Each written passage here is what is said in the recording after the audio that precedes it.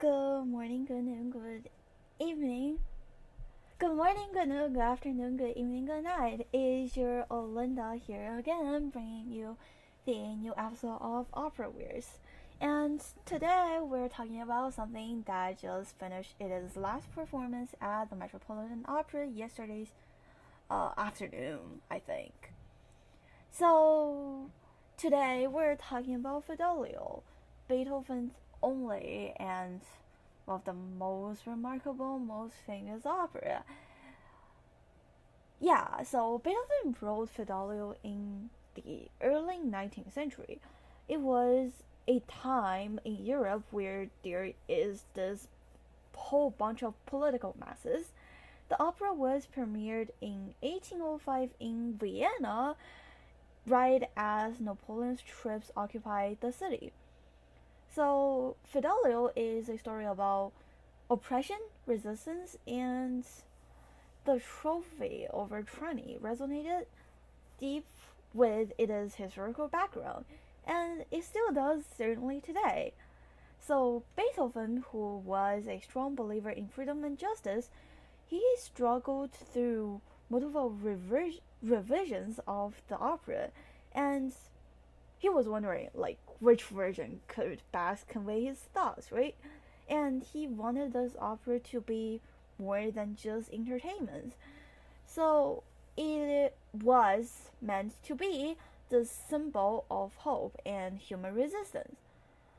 So the opera was set in a political prison where we have this nobleman, Florestan, who has been unjustly locked away for speaking against the corruption. And we also have his wife, Leonore, who refuses to accept his fate. So she basically pretends herself as a man named Fedelio, and she infiltrates the prison and earning the trust from the person who is taking care of the jail, Rico, and working her way towards Florestan's cell. And meanwhile, the prison governor, Pizzatlo, is desperate to keep his crimes hidden and orders Florestan to be executed before the truth is the truth eventually revealed. And just as Leonore is about to lose everything, the justice arrived, and Pizzallo is exposed, and all the prisoners are freed. So the opera ends with one of the most encouraging choruses in the opera history, and it was used in many ways to celebrate liberty and the power of human courage. So Fidelio isn't just about personal love, but is also deeply connected with its unique historical background and Beethoven's persuasion towards freedom and justice. And the theme of wrongful imprisonment, political oppression, and sacrifice for a greater cause is very much relevant to 2025 today, right?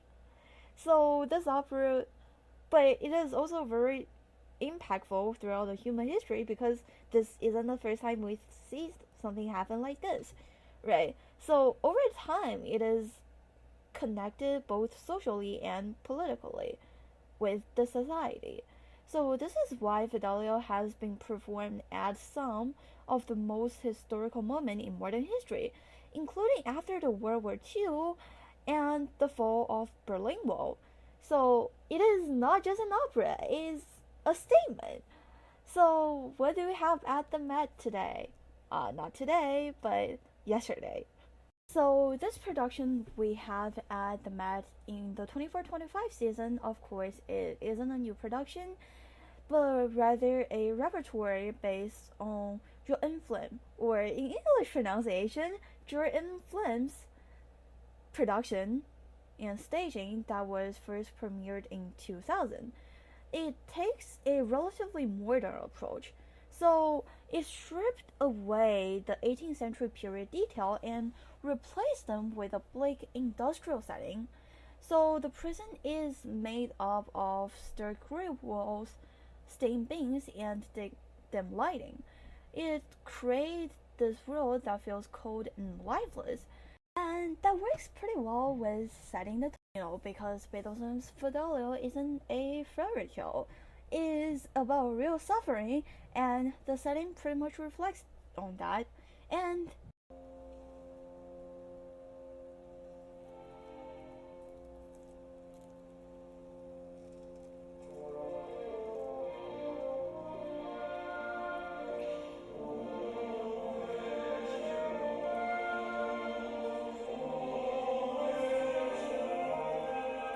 so it this is one of the most effective moments in the staging, which is the prisoners' chorus in Act One.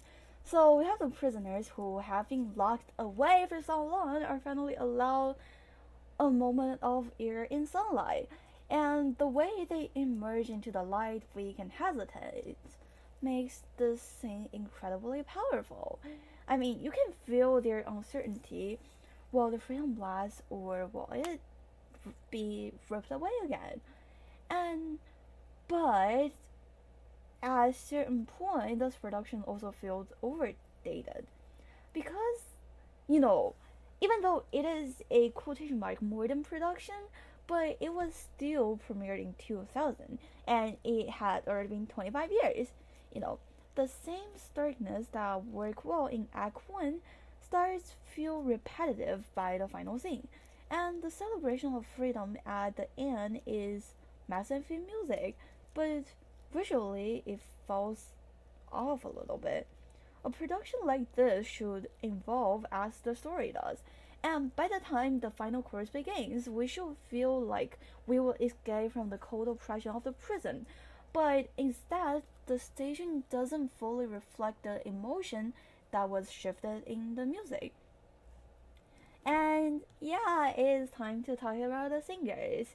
We have Lisa Davidson as Leonora, the role that demands everything: the heroic strength, the phrasing, and the emotional depth. And, I'm a big fan of Lisa Davidson myself. She delivered all of it. Her voice is huge, but she knows exactly how to use it. In one of the most famous aria, Abscholeia, her voice flows like an angel.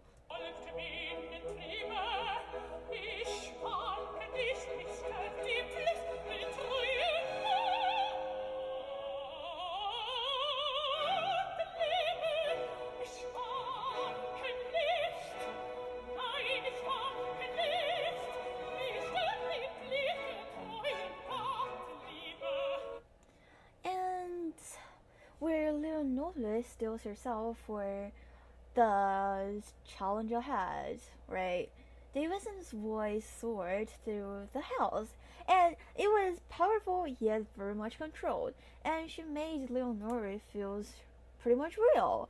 And it is not just a symbol of heroism, but was a woman fighting for the prison she loves, and also fighting for herself, because we cannot only admit that Leonore only have the love for her husband, but also her persuasion in freedom and justice is also a very important factor why she decided to take that step, right? And we have David Bob as Florestan, and it was one of the hardest role at the night, and because he only really gets to sing in Act 2, and his entrance is really brutal. The first aria that he has was God Wedo Kahi. So it was sung after Florestan has been starving in the cell, and he has to sound like he's on the edge of dying, but also delivering the thought. And Philip's voice has a clear, bright sound, and he captured Florestan's suffering well. His final duet with Davidson was full of warmth and relief, and the other singer also sung pretty well. But we have Renee puppet as Rokoff, and through his voice, it loses a bit of its weight over years.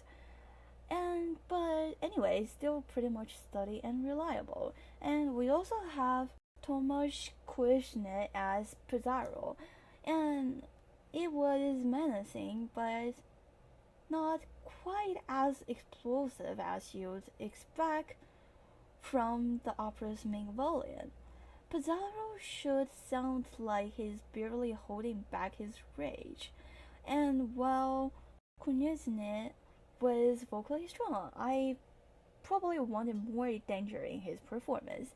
And there is one singer that I must give a special shout out to is our beloved Chinese singer Ying Fang as Mazeline. And she brought the brightness and charm to the role, and her sing really stands out more than usual. Yay! And finally, we have Ryan Spiegel as Don Fernando, and he had a imposing presence which gave the final scene more weight. And finally, we have Susanna Milky. Okay, so why are the European people last name Milky? Because we have Uja's ex Michaela Milky, and we have another bunch of European musicians whose last name is also Milky. So anyway, Susanna Milky led the Met Orchestra, and overall the performance was balanced. The overture had a strong dramatic opening, and she kept the tension high throughout. But however, I think I want more intensity in certain moments, like the Act 2 dungeon scene, for example, could have more used a urgent and driven tempo to make Florestan suffering feel more immediate. And Beethoven's composition is full of sharp contrast, and while the phrasing was elegant, it could have had more raw energy. And the male chorus was one of the strongest part of the night, because the prisoner's chorus was heart-taking, with a quiet build that made the moment even deeply emotionally. So this is one of the most important things in the opera, and the chorus absolutely delivered it. And the final chorus of Freedom, however, felt slightly restrained. It was sung beautifully, but I think I want a bigger push to match the significance of the moment. So, however, in conclusion, the Fedelio was Lisa Davidson's night. Because she owned the role of Leonore, and her voice carried the entire performance. The orchestra and the chorus were strong, with some great moments, but we can expect more. They can do better, of course. And the production does do what it needed to do, but it's time for something new, I guess. This opera deserves a staging that truly transformed the story.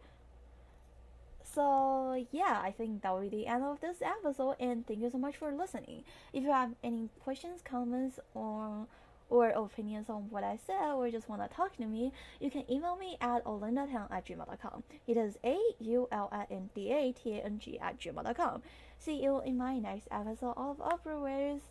Okay, let me guess, the next episode will most likely probably about Aida, since I think Yannick Nazir's second one is returning to the mass stage not longer later. So yeah, hopefully I'll do an update next week. Yay! See you in my next episode. Bye!